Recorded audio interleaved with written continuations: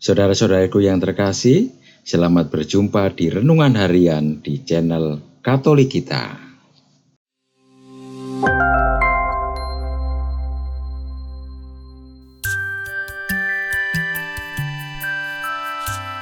Hari ini, Senin 9 Mei 2022, Pekan Paskah yang keempat. Bacaan diambil dari Injil Yohanes bab 10 ayat 1 sampai dengan 10. Sekali peristiwa, Yesus berkata kepada orang-orang Farisi, "Aku berkata kepadamu, sesungguhnya siapa yang masuk ke dalam kandang domba dengan tidak melalui pintu, tetapi dengan memanjat tembok, ia adalah seorang pencuri dan seorang perampok. Tetapi siapa yang masuk melalui pintu, ia adalah gembala domba.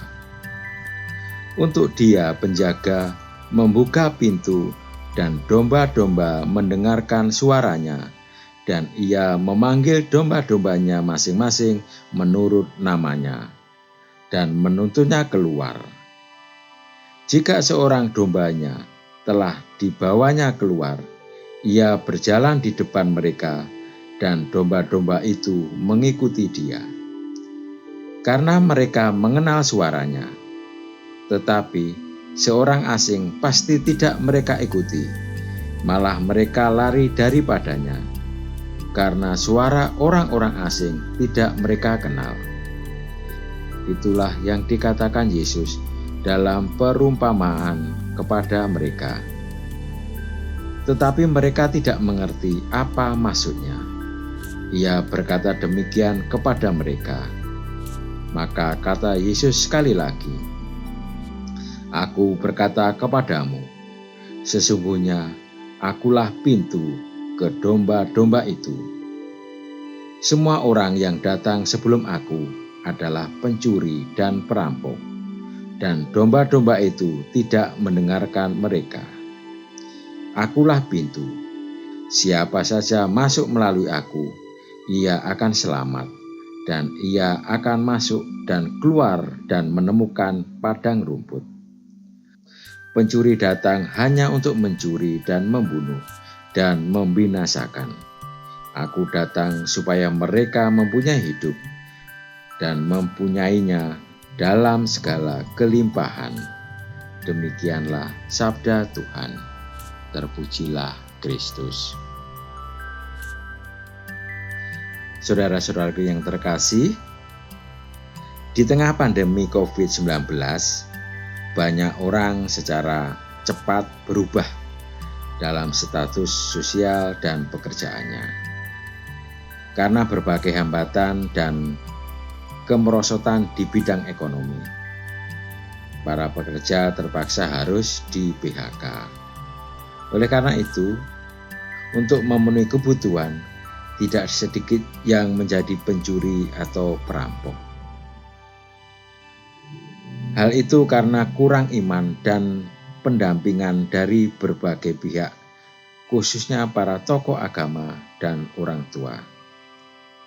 Mereka seharusnya dibimbing untuk masuk ke pintu yang baik, bukan pintu yang jahat. Sakramen baptis yang kita terima merupakan pintu. Sakramen baptis yang kita terima merupakan pintu pertama untuk menjadi Katolik.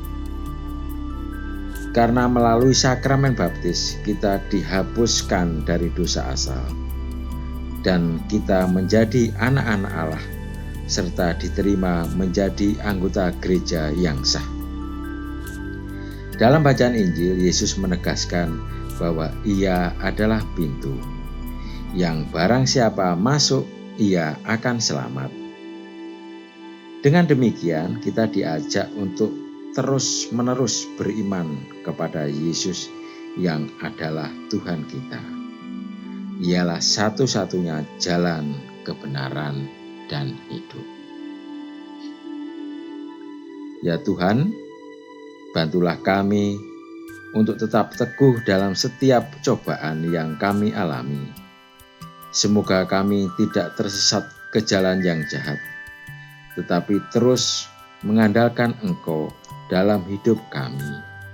Amin. Saudara-saudaraku yang terkasih, terima kasih atas kebersamaannya. Semoga segala usaha dan niat baik kita pada hari ini senantiasa diberkati Tuhan. Kita akan berjumpa lagi di renungan harian berikutnya. Berkah dalam.